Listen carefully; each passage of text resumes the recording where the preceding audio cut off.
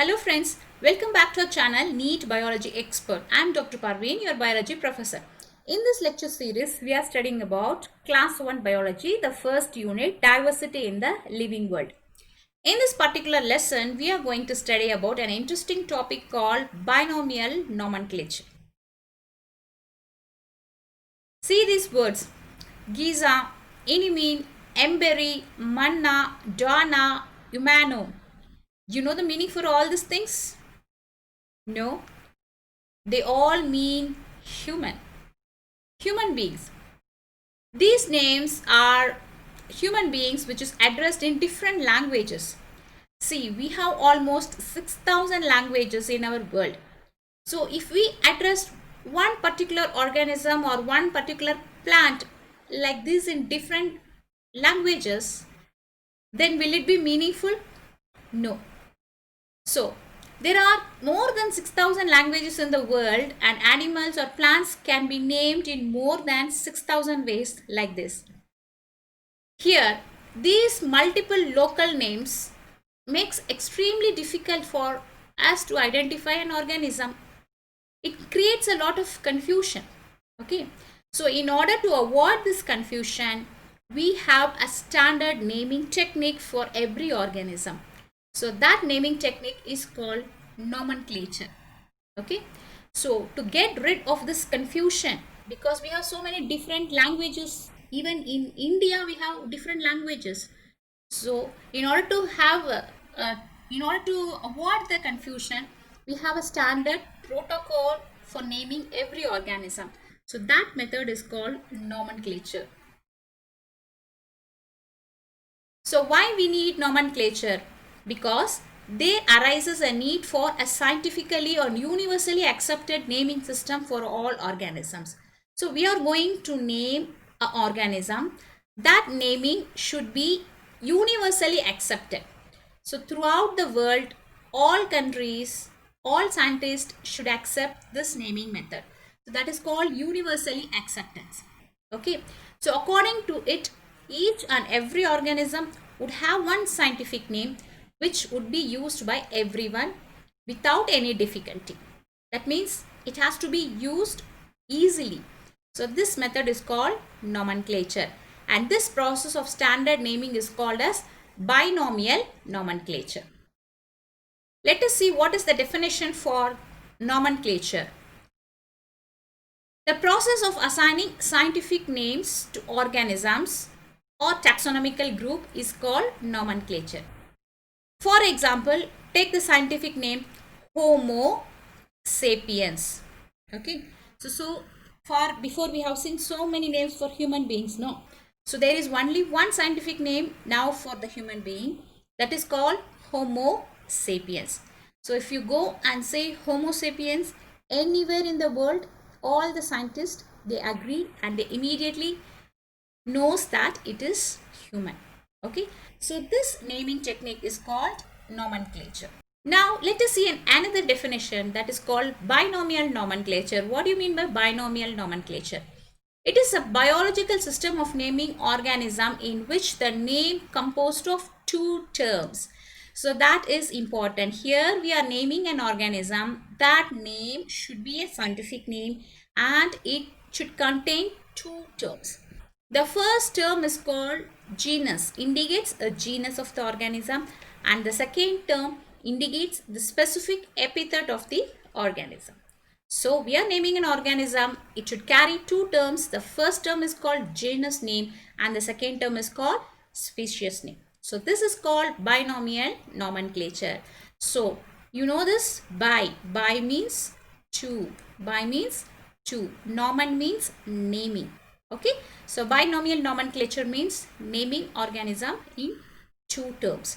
So who discovered this method? Carl Linnaeus. Carl Linnaeus is called father of taxonomy. So he only gave us how to classify organisms. Previously in the Aristotle method, it was a very hodgepodge method of classification just by looking at the morphology. So Carl Linnaeus gives us how to classify organism. He only told us the different kingdom or this phylum, class, order, family, genus, this hierarchy, that way of classifying organism. was given by Carl Linnaeus. So he is called as father of taxonomy. The same person, he gave this binomial nomenclature method of naming the organism. So what is binomial nomenclature? According to binomial nomenclature, each and every organism would have one scientific name and it would be used by everyone. This is important. Everyone means universally, all country, all region, all people, all scientific community should accept this name and they should follow this name. So this is called binomial nomenclature. This is the standard process of naming any organism. Okay. So bi means two in Latin and similarly nomen mean name in Latin language. Let us see some example for binomial nomenclature. So which is our national bird? Peacock. Indian peafowl. So what is the biological name for peacock? Pavo cristatus. Pavo cristatus. Here the pavo is the genus name. The second name is the cristatus, species name. You must notice there is a space between these two because these are two words, right? So pavo cristatus, genus and species. Similarly, the national animal of India is tiger. So what is the biological name for tiger? Panthera tigris. Panthera tigris is the biological name for tiger. Here Panthera is the genus, tigris is the species. You might have heard another species of Panthera, that is Panthera leo. Leo means lion, so that is different. Okay, so because the species is different, the organism itself is different. So Panthera is the genus, tigris is the species. This is an example for binomial nomenclature. Let us see some other examples also. Flower, sunflower, Helianthus annuus. Helianthus is the genus name, annuus is the species name. Mango, Mangifera indica. Mangifera is the genus name, the first name is genus, right? Second name, species name is indica, because this mango tree is an Indian variety which we could see only in India. So we name this as indica, species, indica. Naja Naja, Indian cobra. Genus is Naja, species is Naja, right? So these are the example for binomial nomenclature. Let us see what are the rules for naming an organism. As such, we cannot give any name to an organism as we wish. There must be some universally accepted rules for this. Okay, so here biologists from all over the world, they follow a uniform set of principles for naming the organisms. So there are two important international codes for naming the organism. They made some protocols. Protocols means procedures, standard methods. How to name the organism, they follow some protocols. So what are the two codes? The first code is called ICBN. ICBN, International Code of Botanical Nomenclature. I stands for international, C stands for code, B for botanical and N for nomenclature.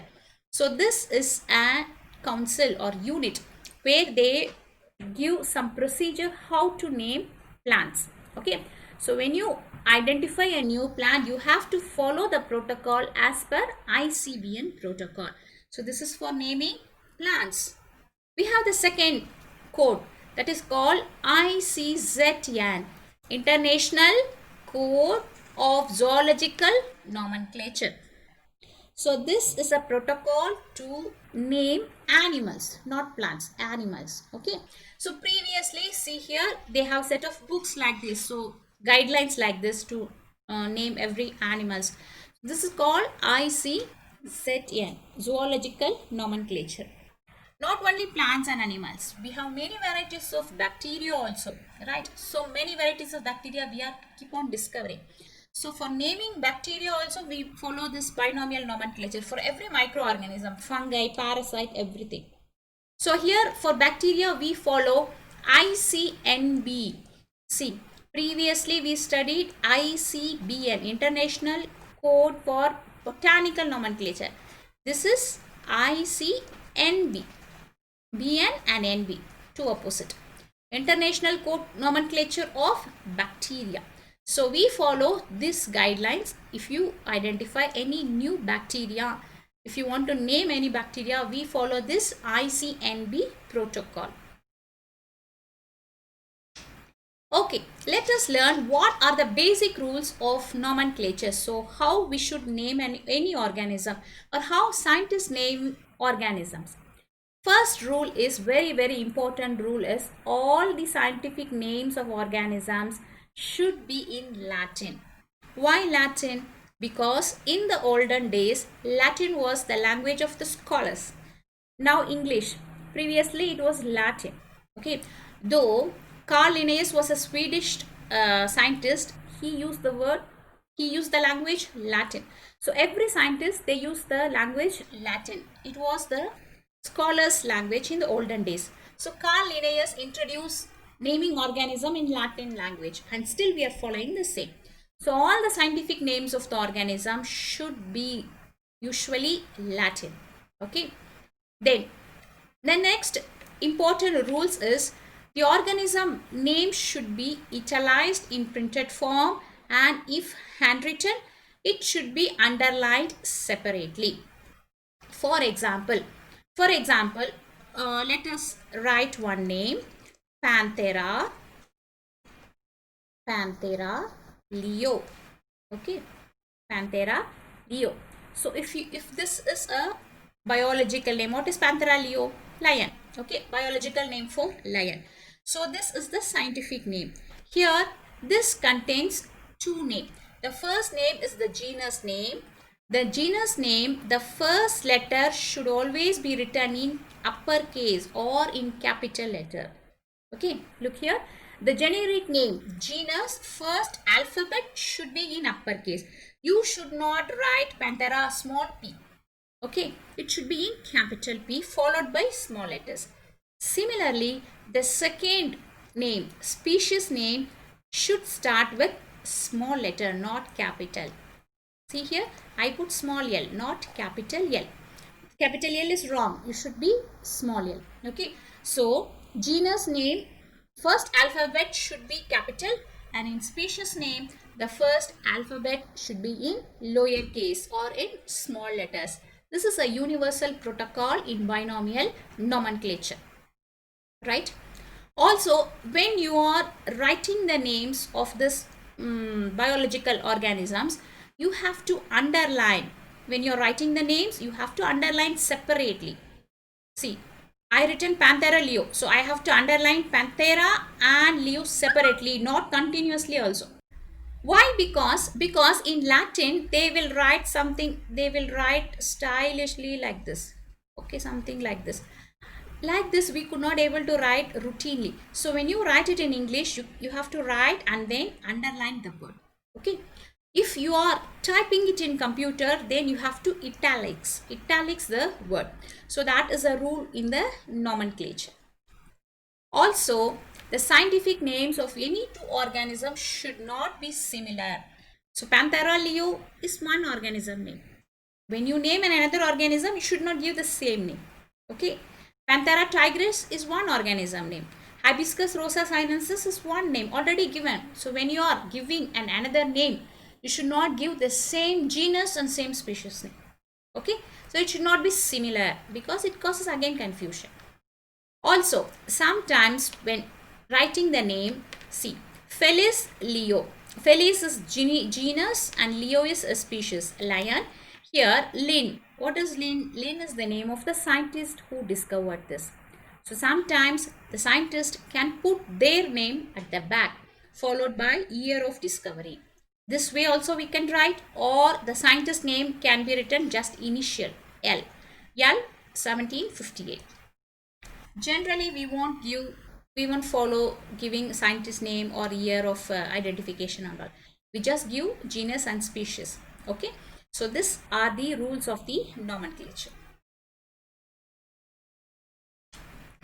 We have another method of nomenclature apart from binomial, that is called trinomial nomenclature.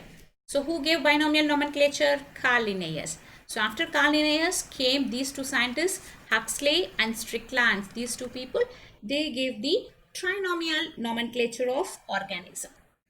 Let us learn what is trinomial nomenclature. Tri. What is tri? Tri means 3. Nomen means name. So here we have 3 names. So first name, second name and third name. The first name is called genus name, second name is species name, third name is subspecies name. So what is subspecies? For example, many varieties of small insects, many varieties of bacteria, there are many subspecies. For example, bacteria identified in Chennai, E. coli, take Escherichia coli. Escherichia coli is a bacteria which lives in the intestine. Okay, one species identified in Chennai is not same as one species identified in Hyderabad. Okay, so everything is same. 99% genetic similarity, disease caused, everything is same. That 1% variation is there, no, that gives a subspecies. So Escherichia coli Chennai is one subspecies. Escherichia coli Hyderabadi is another subspecies. Okay, I'm just telling for example. So like this, where the organism is identified or which disease it causes or who is the person identifying, so these things we can give in the subspecies. Okay, so there must be some similarities or dissimilarities between these two in the subspecies. When members of any species which have large variations, then we use trinomial system, and the species is classified into subspecies in this trinomial system. So what is trinomial nomenclature? Definition for trinomial nomenclature. This is an extension of binomial nomenclature. Of course, we are first giving binomial nomenclature, genus and species. Still, if there is any variation, then we give an additional name, that is called subspecies. What is the rule? Here again, all the 3 names should be in italics. You should again use italics. And here, the generic name should be written in capital and Baki other names should be written in small letters. If you write it in handwritten, you must underline. If you are typing it, you must write it in italics. Okay. So let us see some example of this. Trinomial nomenclature. Indian house crow. You know crow. You know Indian house crow is a subspecies. See, crow is genus. Okay. Crow will be a wild crow. Here, Indian crow, Indian house crow. This is one subspecies. So, genus name for crow is Corvus. This is the genus name, first name. Species is Splendus, second name species. Third name is Splendus. That is subspecies. You should not think this Splendus look same. Maybe this is a typological error. They put 2 times species. No. This third name is the subspecies. Sometimes the subspecies name will be same as the species or it will be different also. There must be a reason for everything that they will mention in their book or in their description. Okay. So, Corvus splendens is the biological name for Indian house crow. This is not Indian wild crow. This is Indian house crow. So, wherever you go and tell Splendus species means this is house crow, right? Example for another one is Indian cabbage, Brassica oleracea capitata. So just Brassica is the genus name, Oleracea is the species name. This is finished binomial nomenclature. And if you want to mention the cabbage of Indian variety, you are giving capitata. This is the subspecies. Okay. Capitata. So 3 names here. 1, 2, 3. That is Indian cabbage. So here notice, see this word we have written in italics. It is a computer tagged word. See here the word Indian or cabbage. It is not italics. But this is italics. So how italics looks like, it's some slanting position. Right? So this is like the slanting position. Or if you are writing now by hand, Corvus, Splendus, Splendens, okay. So you have to underline Corvus, you have to underline Splendens like this. So Corvus, first one should be capital, species should be small, and subspecies again should be written in small letters, okay. So these are the guidelines or rules you should follow. And Now let us see some interesting additional point here, that is called tautonymy. What is tautonymy? The practice of naming the animals in which the generic name and the species name are same is called tautonymy. Look, we are giving binomial nomenclature, two names. So both the genus name and the species name are same. We do sometimes, mostly in zoology, very rarely in botany, like this. Okay. So example, Naja, Naja.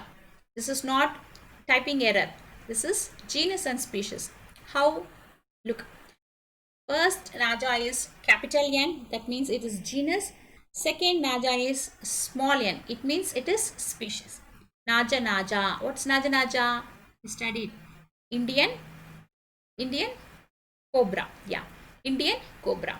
So this is Naja, Naja. The second one. First name genus is Rattus. Second name again Rattus. Look here, the first R is capital R, the second R is small r. So it is binomial name. Rattus, Rattus means rat, biological name. Gorilla, Gorilla. Again, Gorilla, Gorilla. Capital G, small g. Genus name, species name. So for many animals we follow this. Very rarely plants. Larynx, Larynx. This is a pine tree. This is this pine tree, Larynx, Larynx. Here both the genus name and species name are same. Okay. So this is something peculiar. This we follow in zoology, and this method of naming is called tautonymy, wherein both the genus and species are same name. Okay. Right. So let us revise what we learned in this lecture. We studied what is nomenclature, why we should give name for organisms, because to avoid confusion universally. And what is binomial nomenclature? Giving two names is called binomial nomenclature. Who discovered this? Carl Linnaeus. And what is the rule for this? What is trinomial nomenclature? And what is tautonymy? Giving genus and species the same name is called tautonymy. Okay. So I hope you like this lecture, and please give a like to this, share this with your friends, and if you have not subscribed to our channel yet, please subscribe to our channel, Neat Biology Expert. Meet you in another lecture. Until then, take care. Thank you.